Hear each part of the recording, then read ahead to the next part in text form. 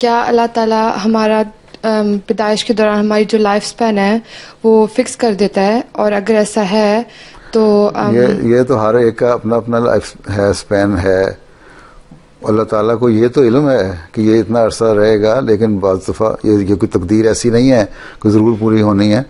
بعض لوگ اگر اللہ تعالیٰ کو یہ پتہ ہے کہ اس شخص نے اس عرصے میں زہر کھا لینا ہے اور مر جائے گا، تو یہ تو علم ہے نا اس کا، اور یہ بھی علم ہے کہ وہ زہر کھا کے بچ بھی سکتا ہے.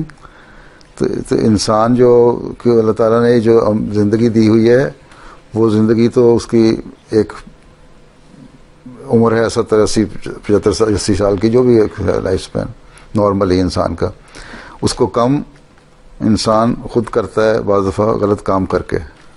تو یہ غلط کام جو کر رہا ہوتا ہے انسان، ایک شراب پینے لگ جائے یا کوئی اور نشہ کرنے لگ جائے، تو اپنے لائف سپین کو خود کم کر دے گا.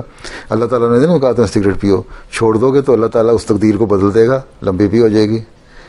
2 تقدیریں ہوتی ہیں، ایک تقدیر ہے جو لازمی ہے، یہ تقدیر لازمی ہے کہ انسان نے مرنا ہے، ٹھیک ہے، ایک دن.